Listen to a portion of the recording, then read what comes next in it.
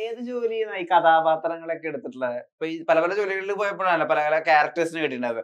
ഏതൊക്കെ ജോലിന്നാ അങ്ങനെ ക്യാരക്ടേഴ്സിന് കിട്ടിയിട്ടുള്ളത്? ഇപ്പൊ ഒട്ടും ബോധമില്ലാത്ത ഒരു മേസ്ത്രി അല്ലെങ്കിൽ ഒട്ടും പഠിക്കാത്ത പിള്ളേര്, ഇതൊക്കെ എവിടുന്നാ കിട്ടുന്നത്? അത് നമ്മൾ സ്കൂളിലെ അനുഭവം നമുക്ക് ഓൾറെഡി ഉണ്ടല്ലോ ചെറുപ്പത്തില്. നമ്മൾ തന്നെ അതിനെത്തി. കാരണം തീർത്തും ഒന്നുമില്ലായിരുന്നു നമ്മുടെ സ്കൂളിൽ പഠിക്കുന്ന സമയത്തൊക്കെ. എങ്ങനോ ഞാൻ എന്തായാലും പറഞ്ഞ ഞാൻ ഫസ്റ്റിലെ 10ാം ക്ലാസ് ഒറ്റയടിക്ക് പാസ്സായി. ഞാൻ ഞെട്ടിപ്പോയി. കാരണം അതിനുള്ള വകുപ്പ് നമ്മുടെ ഇല്ലായിരുന്നു. ഇതെങ്ങനെ ഒത്തുന്നുള്ളത് ഇന്നൊന്നും പോലെ ആയിരുന്നു നമ്മുടെ സ്കൂൾ ജീവിതം. പിന്നെ അതിനകത്തുനിന്ന് കുറെ സംഗതി നമ്മുടെ മനസ്സൊക്കെ ഉണ്ടായിരുന്നു. സ്കൂളിൽ ക്ലാസ് റൂമിലൊക്കെ ഉള്ളത് അതിനകത്ത് ഉപയോഗിച്ചിട്ടുണ്ട്. അത് റേഷൻ സ്കൂളിൽ പഠിക്കുമ്പോ അങ്ങനെ പഠിക്കുന്ന പയ്യനായിരുന്നോ? 5ാം ക്ലാസ് വരെ. 5ാം ക്ലാസ് കഴിഞ്ഞ് എനിക്ക് 5ാം ക്ലാസ് മുതൽ 4ാം ക്ലാസ് മുതൽ കല ഇങ്ങനെ ഉള്ളിൽ കയറി.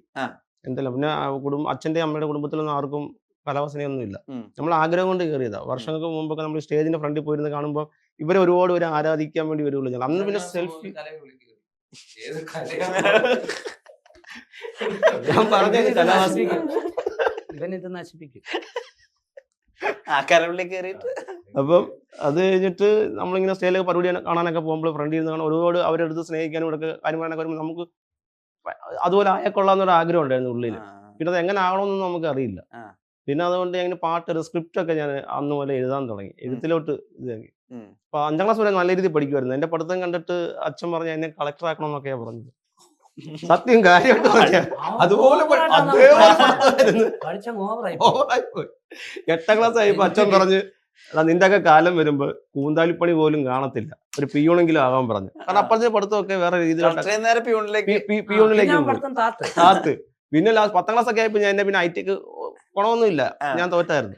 ഞാൻ എന്നെ അടുത്ത് പറഞ്ഞ നീ പഠിക്കാൻ പോണേ, നീ ഐടിക്ക് പോടാന്ന് പറഞ്ഞ് എന്നെ ഐടിക്ക് കൊണ്ട് വിട്ടിട്ട് 3 വട്ടം എന്നെ അവിടുന്ന് കറണ്ട് അടിച്ചു. 3ാമത്തെ വട്ടം ഇപ്പൊ ഞാൻ നിർത്തിട്ട് പോകുന്നു. കാരണം ഇനി ഞാൻ ചത്തു പോകുന്ന എനിക്കറിയാം. അല്ല, എനിക്ക് ചിലപ്പോ മറന്നു. എനിക്ക് കല മനസ്സിൽ കിടക്കുമല്ലേ.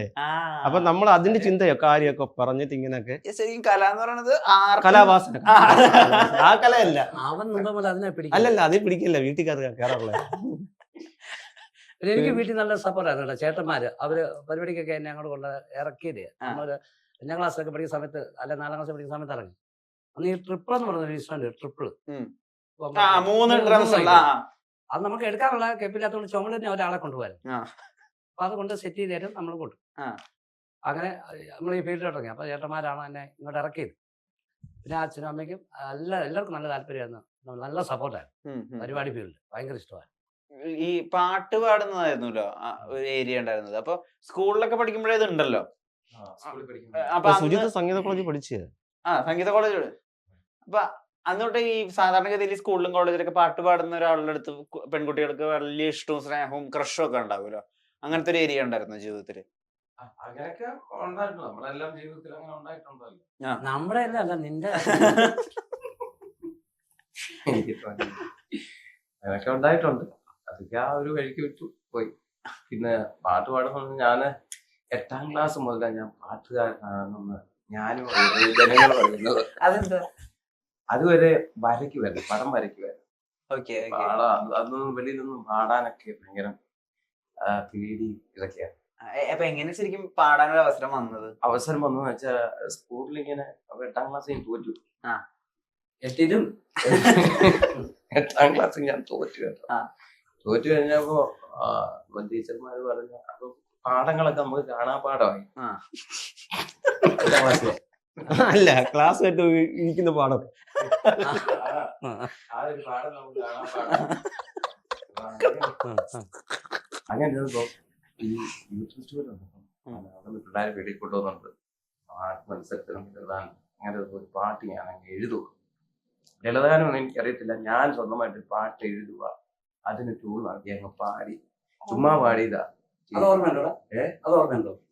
പക്ഷെ ഞാൻ പാട്ട് പാടില്ല. പാടി കഴിഞ്ഞാൽ ആ രീതിയിലുള്ള ഒരു സിനിമാ പാട്ടുണ്ടെന്ന് പിന്നീടാണ് മനസ്സിലായത്. ഞാൻ ആ പാട്ട് വേണമെങ്കിൽ പാടിക്കാം.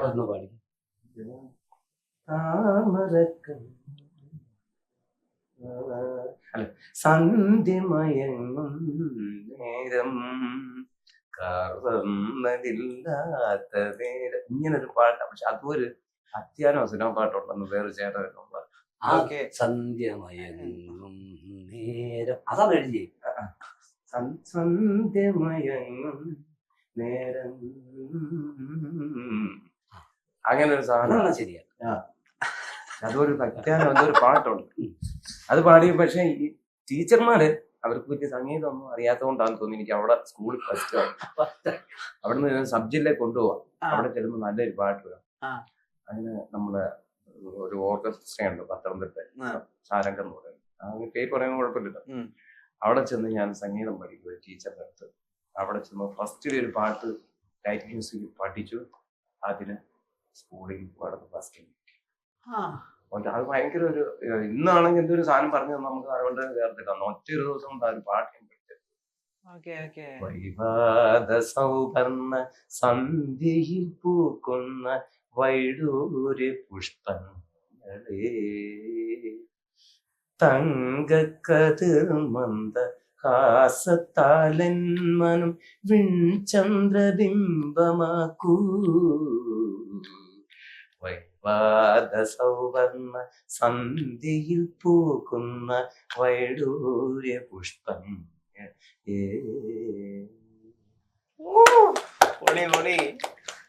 ആ പാട്ട് ഭയങ്കര ഒരു ഇതായിരുന്നു. അത് ക്ലാസ്സിലൊക്കെ ഇരുന്ന് പാടിയപ്പോ അങ്ങനെ ക്ലാസ്സിലേക്ക് ടീച്ചർമാരൊന്നും പഠിപ്പിക്കാതെ ഇങ്ങനെ നിൽക്കുക.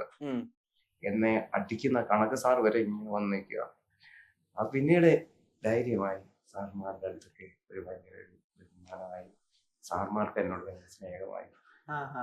ഇന്നത്തെ പോക്ക് അങ്ങോട്ട് അങ്ങനെ. ഈ ഗാനമേളകളിൽ പാടുന്ന ഒരു ജീവിതം ഉണ്ടായിരുന്നോ? ഗാനമേള ഭക്തിഗാനമേള പാടിയിട്ടുണ്ട്. ഒരു ഓർക്കസ്ട്രയിൽ നമ്മൾ അവസരം ചോദിച്ച് പാടിയിട്ടുണ്ട്. അത് ഇവന്റെ ഉപേക്ഷ കുറ്റമാണ്. കാരണം സൂപ്പർ പാട്ട്, അടിപൊളി പാട്ട് അവനെ എഴുതിക്കൊണ്ട് പറയുന്നത്. ഇവന് അതിന് വേണ്ടി അത് വിനിയോഗിച്ചില്ല. വിനിയോഗിച്ചായിരുന്നെങ്കിൽ നല്ല നില എത്തിയേനെ. കാരണം എനിക്കറിയാം, ശരിക്കറിയാം ഇവരും പാട്ടായിരുന്നു. ഈ നമുക്ക് ഈ തബല, തമ്പുരു അങ്ങനത്തെ എല്ലാ സാധനങ്ങളും എല്ലാ ഐറ്റംസും വായിക്കാം, സ്വയം ഒരു മൊത്തം ഓർക്കസ്ട്ര ഹാൻഡിൽ ചെയ്യാൻ പറ്റും. ആ ഐഡിയ എവിടുന്ന വരുന്നത്? ആ ഐഡിയ സത്യം പറഞ്ഞാൽ സർവശക്തനായ ദൈവം തമ്പുരാൻ തന്നത്. എന്താണെന്ന് ഇപ്പൊ എന്തെങ്കിലും ഒരു സംഭവം ചെയ്തതല്ല, ഒരു ഹാർമോണിയാലും ഒരു രാഗം പറഞ്ഞ് അത് പെട്ടെന്ന് ക്യാച്ച് ചെയ്യും. ഓക്കെ, അത് ഞാൻ പ്രാക്ടീസ് ചെയ്ത് നോക്കും. അതുപോലെ തവലയൊക്കെ ആണെങ്കിലും വായിച്ചു നോക്കും. ക്ലാസ്സിൽ പോകേണ്ട ഇതൊക്കെ ഇങ്ങനെ അതാ പറഞ്ഞ അതെങ്ങനെയോ കിട്ടി. ഓക്കെ, ഒരു സിദ്ധി. അത് സിദ്ധി എന്ന് പറഞ്ഞ പോലെ തകല് കൊണ്ടൊക്കെ അങ്ങനെ നമ്മുടെ ഈ കേരള സംസ്ഥാനം വിട്ടു പോയിട്ടുണ്ട് പരിപാടിക്കൊക്കെ. ഓക്കെ, 4-5 സംസ്ഥാനത്തിൽ പോയിട്ടുണ്ട്. പക്ഷെ ഇത് ആരും എന്നോട് ചോദിച്ചില്ല ഇത് എന്താണെന്ന് ചോദിച്ചാൽ എനിക്ക് അറിയത്തില്ല പറയാം. പക്ഷെ അവർ ചെയ്യുന്ന സംഭവം തന്നെ നമുക്ക് ചെയ്യാൻ പറ്റും. ഇല്ല, ഹാർമോണിയം പഠിച്ചിട്ടില്ല. ഇഷ്ടമുള്ളവർ പറഞ്ഞു, എല്ലാം ഇഷ്ടമാണെങ്കിലും ഹാർമോണിയം ഭയങ്കര ഇഷ്ടം. അപ്പൊ അത് പിന്നെ ഈശ്വരന്റെ അനുഗ്രഹമാണ്. പാടുവോ അപ്പോ? പാട് ചെറുതായിട്ടൊക്കെ അത്യാവശ്യം വന്നാൽ ഒന്ന് പിടിച്ചിരിക്കാൻ മാത്രം. പിന്നെ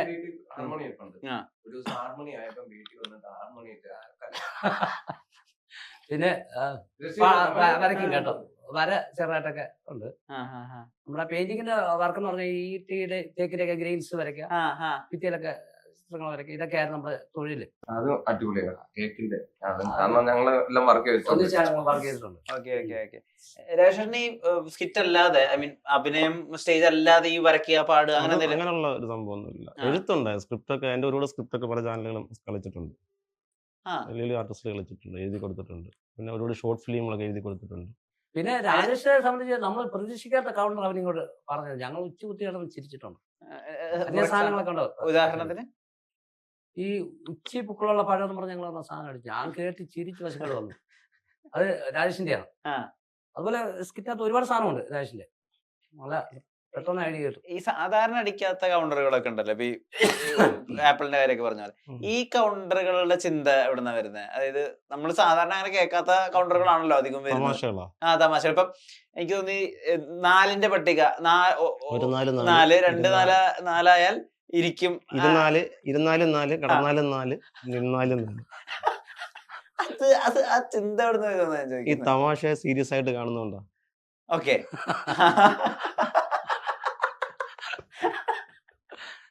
അതുകൊണ്ടാണ് നമുക്ക് ഇങ്ങനെയൊക്കെ കിട്ടുന്നത്. തമാശയായിട്ട് കണ്ടു കഴിഞ്ഞാൽ നമ്മൾ ചിന്തിക്കില്ല. തമാശ സീരിയസ് ആയിട്ട് കണ്ടു, ഇതാണ് നമ്മുടെ അന്നം. ഇതല്ല, എനിക്ക് കുറച്ച് ആരോഗ്യ പ്രശ്നങ്ങളുണ്ട്. എനിക്കെന്ന് വെച്ച് കഴിഞ്ഞാൽ നേരത്തെ ഞാൻ പറഞ്ഞില്ല, ചെയ്ത ജോലിയിലെ കിണറിന്റെ പണിക്ക് പോയിട്ടുണ്ട്, മരം കയറി പണി. ഇപ്പൊ അതൊന്നും തന്നെ ചെയ്യാൻ പറ്റും. ഒരു ബാഗ് പോലും എനിക്ക് തൂക്കാൻ പറ്റൂല. അതുകൊണ്ട് ഓ, കൈയൊക്കെ ചില സമയത്ത് ഭയങ്കര ഈ കഴുത്തിൻ്റെ ഡിസ്കിന് കുറച്ച് ഡാമേജ് ആയിട്ടിരിക്കും. അവൻ്റെ കഴുത്തൊക്കെ ഇത്രയേ പോകത്തുള്ളൂ. ഇത് ഇവിടം വരെ വരത്തുള്ളൂ, ഇവിടെ ഒന്നും മുട്ടത്തില്ല. ഇതൊക്കെ ഇത്രയേ വരത്തുള്ളൂ. എനിക്ക് ഞാൻ തലയണ വെക്കാതെ കിടന്നിട്ട് 7-8 വർഷത്തോളമായി. തലയണ വെക്കാൻ പറ്റില്ല. രാവിലെ എഴുന്നേറ്റ് കഴിഞ്ഞ കുറച്ച് നേരത്തേക്കിന് എനിക്ക് അത് ശരീരം നോർമലാകാൻ കുറച്ച് സമയമെടുക്കും. അങ്ങനെയൊക്കെ കുറേ പ്രശ്നങ്ങളുണ്ട്. അതുകൊണ്ട് വലിയ വലിയ ജോലികളൊന്നും ചെയ്യാൻ പറ്റില്ല. പക്ഷെ പിന്നെ എനിക്ക് ചെയ്യാൻ പറ്റുന്നത് ഈ ഒരു കല കൊണ്ട് എനിക്ക് മുന്നോട്ട് ജീവിക്കാൻ പറ്റുന്നത്. അപ്പം അതിന് ഞാൻ ആ തമാശ സീരിയസ് ആയിട്ട് കണ്ടുകൊണ്ട് എടുത്തുകൊണ്ട് പ്രയത്നിച്ച് ദൈവം തരാനുള്ളത് തന്നു. അങ്ങനെ മറ്റേ നമ്മുടെ ഐറ്റം പറയ്ക്ക് അത് വീഡിയോയിലും കണ്ടു കാണുമല്ലോ. മറ്റേ മരിച്ചാൽ പോലും അടക്കാൻ സ്ഥലമില്ലാത്തവരൊക്കെ ഇപ്പം ഐറ്റം പറ വന്നേ പിന്നെ സാറിൻ്റെ സപ്പോർട്ടും അല്ലേ, ചാനലിൻ്റെ സപ്പോർട്ടും പ്ലേഴ്സിൻ്റെ ഒക്കെ സപ്പോർട്ടും കൊണ്ട് ഇപ്പോൾ ഞാൻ 6 സെൻറ്റ് സ്ഥലം മേടിച്ചു കഴിഞ്ഞ മാസം. ഒരു ഫാദർ സഹായിച്ചു. പിന്നെ കുറച്ച് പൈസ ഞാനും കൂടെ സേവ് ചെയ്തിട്ട് പൈസ കൂടെ വെച്ചിട്ട് 6 സെൻറ്റ് സ്ഥലം മേടിച്ചു. ഇനി നമുക്ക് ഒരാഗ്രഹം വെച്ചാൽ അത് വീട് വെക്കണം. 3 പേരെ അത് സേഫ് ആക്കണം. 3 പേരുണ്ടല്ലോ, അവരെ സേഫ് ആക്കണം. അതെല്ലാം ദൈവിക കല കൊണ്ട് തന്നെയാണ്.